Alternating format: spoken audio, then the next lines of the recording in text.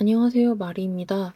저는 제가 먼저 좋아해서 시작된 인연으로 4년 8개월의 연애 후 현재는 결혼 2년 차인데요. 좋아하는 사람에게 먼저 어떻게 다가가서 연애에 꼴이 나게 되었는지 묻는 분들이 계셔서 그러고 보니 나는 어떻게 했더라를 정리해 본 영상입니다. 정리하고 보니까 이게 이성에게만 해당되는 이야기가 아니더라고요. 어떤 자리에서든 제가 사람을 대하는 방식은 대체로 이러했던 것 같습니다. 첫 번째로 사람을 오래 봅니다. 그리고 인상 깊었던 부분에 대해서는 대체로 꼭 언급해요. 지난 영상에서 어떤 사람에 대해 유의미한 정보가 30가지, 많다면 10가지라도 쌓일 때까지 좀 지켜보라는 말씀을 드렸었는데, 그렇게 이런저런 사람들의 이야기를 듣다 보면 흥미롭다, 인상 깊다, 너무 좋은 이야기다 하게 되는 사람들이 있어요. 그런 부분은 웬만하면 기회가 되었을 때 꼭 이야기를 하는 편입니다. 좋아요, 멋지네요 정도로만 칭찬하는 게 아니라 왜 인상 깊게 느꼈는지를 짧지만 구체적으로 이야기하는 편이에요. 만약 이야기할 자리를 놓치고 그렇게 한번 보고 마는 사이가 되어버리면 어쩔 수 없는데 우연히 다른 자리에서 대화할 기회가 생기면 그에 대해 인사를 꼭 하는 편입니다. 지난번에 이러저러한 일로 이야기를 들은 적이 있었는데 너무 인상 깊었어요. 왜냐면 라는 식으로요. 좋은 건 좋다고 이야기를 하는 편이에요. 맛있게 먹은 식당이라면 계산할 때 꼭 정말 맛있네요. 정말 맛있었습니다. 라고 이야기를 하고 친절했던 곳이면 진짜 친절하시네요. 감사합니다. 라고 인사를 하는 편이에요. 저도 언젠가 누군가 지나가며 그렇게 제게 했던 한마디가 하루 종일 머릿속에 반복되며 구름 위를 걷는 듯 행복했던 적이 있었으니까요. 어떤 말과 행동들은 평생에 남는 기억이 되기도 하고 정말 생각지도 못한 원동력이 되기도 하니까요. 그런 이야기하는 거 돈이 드는 것도 아니고 어려운 일도 아니니 웬만하면 좋은 건 좋았다고 꼭 이야기를 하는 편입니다. 사실 제가 칭찬 같은 걸 좀 자주 하는 사람은 아니거든요. 근데 또 하고 싶다는 생각이 들었을 때는 이 마음을 전해야겠다는 생각이 들 때는 정말 낯간지러울 정도의 말도 담담히 잘 하는 편입니다. 이런 저의 낯간지러운 짐심을 전하는 방식이 누군가에게는 또 인상 깊은 경험이 되기도 하나 보더라고요. 칭찬이란 건 자주 얕게 여러 번 하는 것보다 진짜 적절한 시기에 한 번 빵 하는 게 임팩트 있습니다. 사람을 지켜보고 인상 깊었던 부분은 꼭 이야기해 주세요. 당신의 지나가며 하는 이야기가 상대에게는 평생에 남을 기억이 될 수도 있고 그런 말이 두 사람의 특별한 관계의 시작이 될 수도 있습니다. 두 번째는 그 상대의 삶 그 자체에 관심을 갖고 질문해 보세요. 사람을 오래 보는 편이라고 말씀드렸는데 첫 만남부터도 굉장히 흥미롭고 재밌는 분들도 많아요. 그런 분들에게는 엄청 적극적으로 다가가는 편이에요. 질문이 많아진다는 의미입니다. 저는 대체로 이야기를 나눌 때 많이 듣는 쪽의 사람이거든요. 처음엔 주로 듣기만 하다가 질문을 하지 않을 수 없는 정말 재미난 이야기를 가지고 있는 사람들이 있습니다. 어떻게 그런 생각을 하게 되었나요? 그래서 그 다음은 어떻게 하셨어요? 등으로 대화 티키타카가 끊기지 않게 재밌게 되는 분들이 있어요. 대체로 제가 생각하지 못하는 행동하지 못했던 용기나 다른 삶에 대한 이야기들이죠. 그런 사람의 이야기를 들을 수 있는 건 기회예요. 그러니 대화 시도를 많이 해봅니다. 친해지게 되면 이런 이야기들도 나누게 됩니다. 지금 하고 있는 일은 어떻게 시작하게 되었는지, 요즘 일은 재밌는지, 나중에 하고 싶은 일이 따로 있는지, 요즘의 낙은 무엇인지, 무엇을 할 때 즐거운지, 이거에 대해 저한테 강렬했던 기억이 하나 있는데, 저는 신입 때 회사만이 전부여야 하는 분위기의 회사들을 다녔었거든요. 회사가 내 삶의 전부이고 전부여야 해서 나라는 사람은 없는 회사요. 그러다 초년생 때 들어갔던 어느 회사에서 작게 팀 회식을 갖게 되었는데 저희 팀장님이 저한테 물어보시는 거예요. 말이 너는 나중에 뭐 하고 싶냐고요.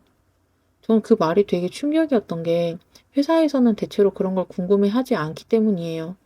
직원 A로서 내가 이 회사를 위해 무엇을 할 수 있는지, 어떻게 도움이 될 것인지 같은 것들을 궁금해하지, 나라는 사람의 미래에 대해서는 잘 묻지 않는단 말이에요. 근데 회사에서 만난 팀장님이 저라는 사람 자체의 꿈이나 미래를 궁금해하는 것이 저한테는 너무 신선한 충격이었습니다. 그때 했던 대답은 기억이 나지 않지만 그 질문을 스스로 자주 던지게 되었던 게 그 이후였던 것 같아요. 그러게, 난 뭘 하고 싶지? 생각해보면 지금 제가 멘토로 찾게 되는 제 주변의 어른들이 모두 제게 저 질문을 했던 상사분들이에요. 회사에서도 이런 대화가 가능하구나.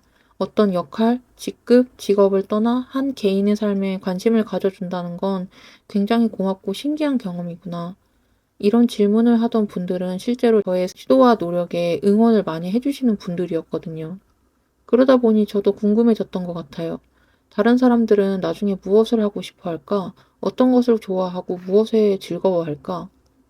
그렇게 저도 예전에 팀원분과 둘이 외근을 나갔을 때 이런저런 대화를 나누다 제가 물었었어요. 과장님은 나중에 뭔가 따로 하고 싶은 일이 있으세요? 물어보니 잠깐 생각하시더니 나중에 와이프랑 작은 이자카야 같은 걸 하나 하고 싶으시다는 거예요.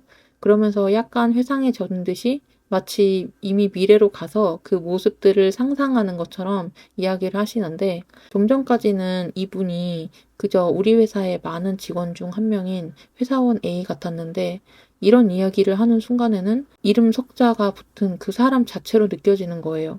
저는 이렇게 어느 무리의 하나가 아니라 유일무이한 하나뿐인 그 사람으로 보이는 순간을 좋아합니다.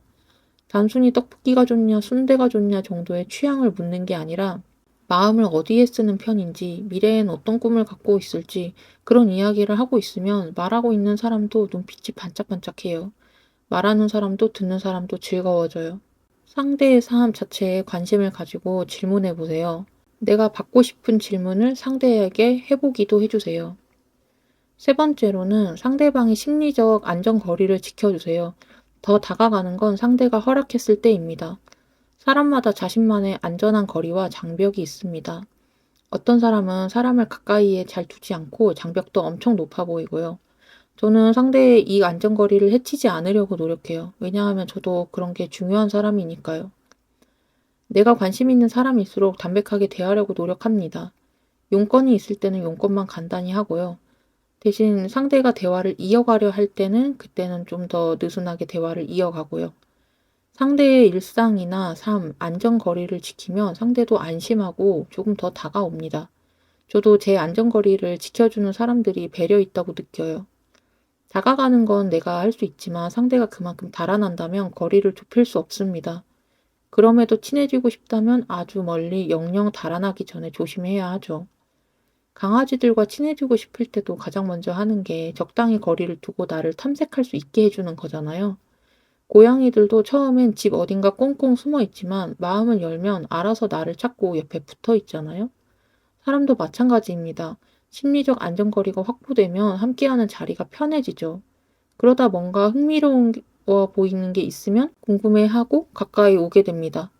그러니 어떤 관계든 서로의 안전거리를 지켜주는 것은 필요합니다. 네 번째, 평소에 먼저 여지를 주세요. 그리고 때때로 용기를 냅니다. 단, 선택은 상대가 할 수 있게 합니다. 소개팅도 하고 싶다고 이야기를 해야 소개가 들어오는 거고, 내가 무슨 일을 하고 싶다고 이야기를 해야 건너 건너 그 일이 들어오는 것처럼 어떤 때에는 나를 찾아달라고 상대에게 인지시키는 거예요. 이렇게 이야기하면 좋은 점은 나중에 상대도 제안하기 편합니다. 제가 미리 말해둔 게 있으니까 거절당하지 않을 걸 아니까요. 이럴 때 제가 중요하게 생각하는 건 제안은 내 쪽에서 하되 선택의 자유는 상대에게 있게 한다는 겁니다. 저는 도와주고 싶은 일에도 섣불리 움직이는 편이 아니에요. 도움이 필요하면 얘기해줘 라고 상대의 선택을 기다리는 편입니다. 내 도움이 필요 없을 수도 있고 내게 요청하고 싶지 않을 수도 있고 혼자서 해결하고 싶을 수도 있잖아요. 도움을 주고 싶은 건 내 마음이지 상대가 도움을 받고 싶어 하는지는 또 별개의 얘기니까요. 하지만 나는 너를 돕고 싶은 의향이 있다라는 걸 알려주는 겁니다. 심심하면 연락해도 돼. 도움이 필요하면 얘기해줘도 돼. 생각나면 연락 줘도 돼. 이런 식으로요. 제안은 내가 하되 그에 대한 선택권은 상대에게 줍니다. 다가가고 싶다고 드릴처럼 상대의 일상에 파고 들어가는 게 아니라 상대가 어떤 일이 생겼을 때 문득 거기에 해당하는 사람으로 나를 떠올리는 정도만으로도 충분합니다. 가끔은 용기를 내서 제안도 해보세요. 그리고 나의 제안에 상대가 어떻게 나오는지도 지켜보세요. 내가 한 발 다가갔으면 상대도 친해지고 싶다면 한 발 다가올 겁니다. 정말로 내가 필요하다면 연락을 줄 거고요. 만약 내가 여지를 주었음에도 어떤 반응이 없다면 여러 이유가 있을 수 있겠지만 어떤 사정이 있어 거절하는 경우라면 진심으로 미안해 하기도 하고 다른 기회를 적극적으로 잡기도 할 겁니다. 밥 한 번 먹자 했을 때, 그래, 언제 먹을까? 넌 언제 돼? 라고 말하는 것과, 그래, 나중에 한번 먹자. 라고 말하는 건 느낌이 완전 다르잖아요? 여러 번 내민 나의 손이 좀 머쓱하고 무안하고 민망한 기분이 느껴지게 되는 일들이 반복된다면 둘의 관계에 대해서 조금 생각해 보시길 바랍니다. 비슷한 맥락에서 다섯 번째는요, 다가오고 싶은 사람이 되어야 합니다. 어떤 상황에 누군가를 떠올린다는 건 그런 일에 적합한 사람이란 뜻이겠죠. 맛있는 걸 먹거나 좋은 걸 봤을 때 힘들 때 생각나는 사람들 같이 말이에요. 그렇게 생각나는 순간이 많아질수록 저는 서로 더 특별한 사이가 되었다고 생각해요. 저도 어떤 고민으로 한참 자존감이 날아가 있었을 때 떠오른 사람이 지금의 반려인이었어요. 나의 이야기를 진심으로 들어주고 거기에 대한 나름의 어떤 답을 줄 수도 있을 것 같은 그런 의지하고 싶은 믿음이 들더라고요. 그리고 저의 반려인도 언젠가 고민이 생겼을 때 제 생각이 났다고 하더라고요. 밤이 많이 늦은 시각이라 연락을 못했다고 했는데 그때 당시 저는 이 친구랑 더 친해지고 싶었을 때라 그 말이 내심 너무 기뻤어요. 그래서 나중이라도 꼭 찾아줬으면 싶어서 아, 그랬어? 아, 시간 좀 늦어도 괜찮아. 다음부터 생각나면 그냥 연락해도 돼. 라고 이야기를 해뒀던 기억이 납니다. 연락할 수 있는 여지를 주는 거죠.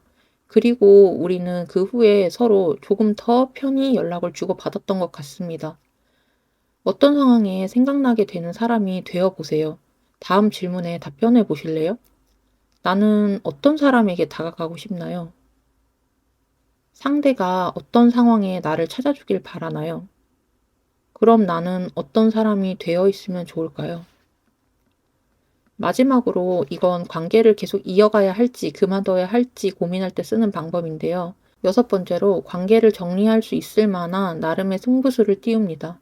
이건 제 경우에 예시를 들겠습니다. 저는 저의 반려인과 친구로서 친해지기 위해 다가가다가 어떤 일을 계기로 제가 친구 이상의 감정이라는 걸 깨달았었어요. 저는 제 인생에 좋아하는 사람이 생기는 게 정말 귀하다는 걸 알았기 때문에 이런 사람을 놓치면 후회할 것 같아 다가가기로 마음 먹었었어요. 밀어내면 멈추겠다고 생각했었습니다. 그렇게 제 나름 정말 많이 다가간 것 같고 우리는 꽤나 친해진 것 같은데 어느 순간 이 친구가 제게 응했던 것들이 그저 사람으로서의 호의가 아닐까 싶은 거예요.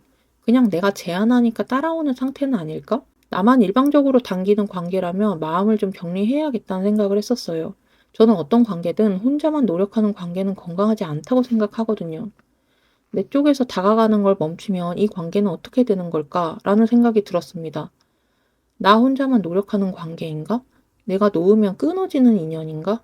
내 쪽에서 다가가는 걸 멈추면 어떻게 되는지를 확인하고 이 관계에 대해 마음의 결정을 내려야 했습니다. 그렇게 저는 어떤 제안을 했었고 거기에 대해 구체적인 약속을 잡지 않고 이야기를 마무리 지었었어요. 내가 먼저 약속을 따로 잡지 않는다면 어떻게 될까? 그냥 없던 일이 될까? 이 일로 굳이 따로 연락을 줄까? 이 친구도 생각이 있다면 다시 연락을 하겠지. 만약 다시 묻지 않는다면 그 정도의 마음일 것이다. 내 제안을 딱히 거절할 정도는 아니지만 그렇다고 굳이 따로 연락해 약속을 잡을 정도는 아닌. 만약 그렇게 된다면 저도 눈치껏 알아듣고 거리를 둬야겠다고 생각했어요. 하지만 연락이 왔고 저희는 그렇게 만나게 된 날이 1일이 되었습니다. 이에 대한 조금 더 자세한 이야기는 제가 툰으로 그려둔 것이 있어요. 더보기란에 링크를 참고하시면 보실 수 있습니다. 흔히들 우리 무슨 사이야? 라고 묻는 것도 긴가민가한 우리 관계를 정의하기 위함이죠. 친구든 연인이든 어떤 관계의 정의를 내렸으면 하는 상황에서는 누군가는 용기를 내야 합니다. 상처 입을 수도 있지만 결국 언젠가는 마주 해야 할 일일 겁니다. 나 혼자만 애쓸 순 없어요. 상대에게도 내가 소중하다면 누구보다 내가 그 점이 느껴져야 합니다. 엄청 친했는데 지금은 소원한 관계들을 겪어보셨을 거예요. 사람은 모두 자신만의 버스를 운전한다고들 합니다. 이 버스를 처음부터 끝까지 타고 있는 건 나고요. 사람들은 어느 지점에서 타기도 하고 내리기도 할 거예요. 중간에 내리는 사람이 있어도 너무 슬퍼하지 마세요. 잡히지 않으면 놓아주세요. 그래도 된답니다. 누군가 떠난 자리에 또 누군가 앉습니다. 당신과 인연이 되고 싶은 다른 이들이 미래에서 많이 기다리고 있을 거예요. 지금까지 좋아하는 사람에게 어떻게 다가갔는지를 말씀드렸어요. 첫 번째, 사람을 오래 본다. 그리고 인상 깊었던 부분에 대해서는 대체로 꼭 언급한다. 두 번째, 그 사람의 삶 자체에 관심을 갖고 질문해 본다. 세 번째, 상대방의 심리적 안전거리를 지켜준다. 더 다가가는 건 상대가 허락했을 때이다. 네 번째, 평소에 여지를 많이 둔다. 그리고 때때로 용기를 낸다. 단, 선택은 상대가 할 수 있게 한다. 다섯 번째, 다가오고 싶은 사람이 된다. 여섯 번째, 관계를 정의할 수 있을 만한 나름의 승부수를 띄운다. 사람도 상황도 다양하기 때문에 절대적인 방법이라고 말할 순 없겠지만, 좋아하는 사람에게 도대체 어떻게 다가가야 할지 모르겠는 분들에겐 도움이 될 수도 있을 것 같아요. 오늘 준비한 영상은 여기까지입니다. 이야기 들어주셔서 감사해요. 다음 영상으로 다시 뵐게요.